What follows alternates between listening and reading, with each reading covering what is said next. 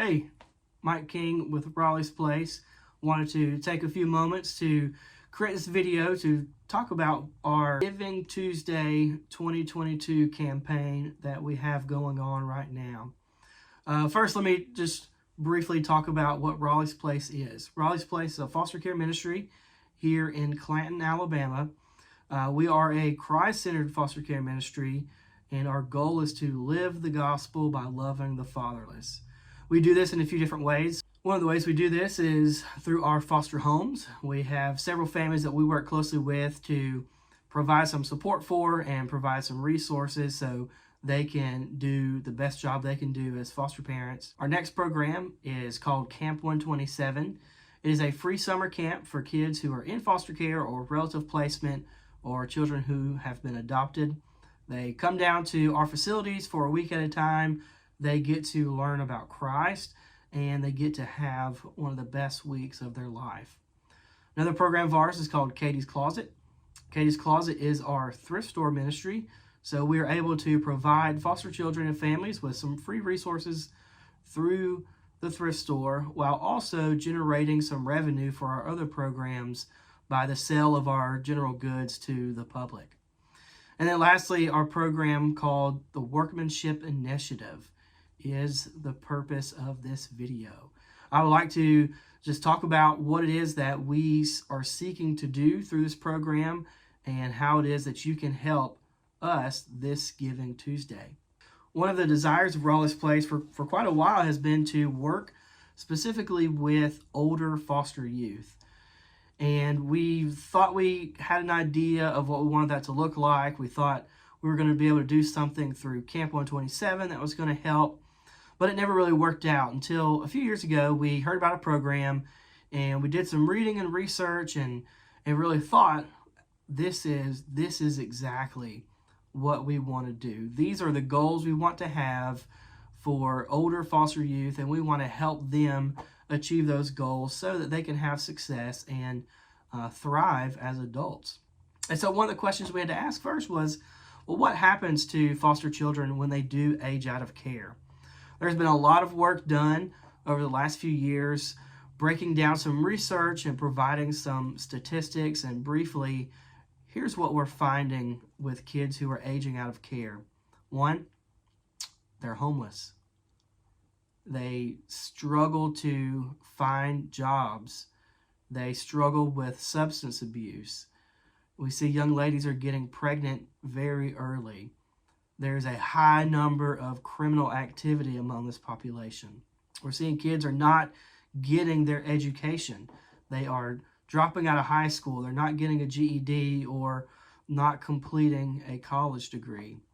And then unfortunately we see that a high number of sexual trafficked victims are connected to the foster care system in some way. In a lot of regards, this population is both overlooked and underserved.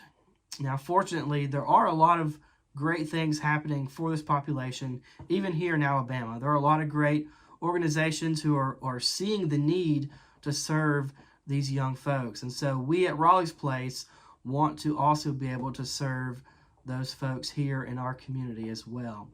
And so let me give you a few ideas of how we're going to do that. At Raleigh's Place, we want to be able to do mainly two things. We want to provide housing, and then we want to provide training for these young folks so that they can be prepared to be independent adults. Over the last 2 years, we've been developing and teaching a life skills curriculum that we believe covers some of the basic things that these young folks need to know. And they cover things like personal finance, home management, job readiness skills, and other different topics like that. Once our housing is completed, we'll be able to house up to 8 different residents in our apartments. And we specifically are housing young folks who have aged out of care. And so these will be young adults between the ages of 19 and 24. And what we want to do is provide up to 2 years of living for them in our apartments. During these 2 years, they're going to go through the life skills curriculum. They're also going to be employed. They will be working every day so that they can earn a little bit of money, so they can have some money in savings when they finish. And we also want them to be developing some work skills and work experience. And so we hope that by the time they're finished, they are well equipped to thrive as young adults. So with those two big goals for our program out of the way, let's talk about how you can help us achieve some of these goals.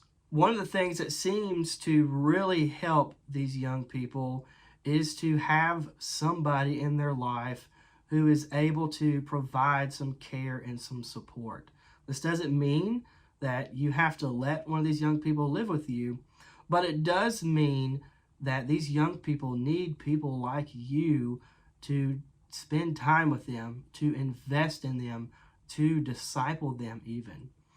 And so what we see is that these young people who have aged out of care, who have one caring adult in their life, it changes them. It changes them drastically. And so we need you to step up and to serve as a mentor, which is something that we will certainly be developing once we complete these apartments and welcome residents into them. As residents move in and begin the program, one of the things that they will need is jobs.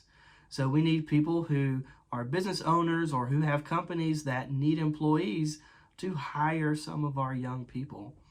This does a few things. One, it gives our young folks great work experience. It gives them an opportunity to make some money and to learn what that looks like. It also gives you as a business owner an opportunity to get to know these young people and to invest in them a little bit. And so our goal once they finish our program is to get them somewhere where they can have a real career and they can have some success there. And so we'll be leaning into the community here in Clanton to find jobs, to find folks who are willing to offer things like job shadowing, internships, apprenticeships. Those are the kind of things that we'll be looking for.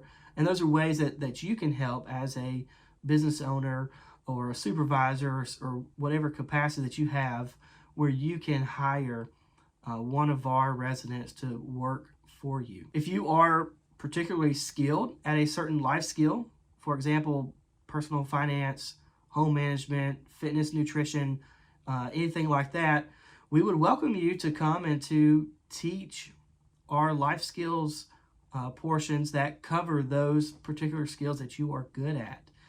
We would love to have other voices and experts in the community come and share their knowledge with our residents so that they can be even better equipped than what we may be able to teach them on our own. Of course, for us to be able to provide housing for some of these young folks who have aged out of foster care, we need some financial support. We have begun our renovations. We have done things like completed our water sprinkler system. We've gotten some fire alarm stuff done, and those are big expenditures that we have already accomplished. And so as we continue to look for a general contractor, which hopefully we will have one locked down soon, we have some other big expenses that are coming up. So we have to replace all the windows in the apartments. We have to do a lot of plumbing, some electrical work, some drywall work. We have painting to do, and we have some other pretty big expenses coming up once we get this project going. Our goal is to raise $20,000 by the end of November.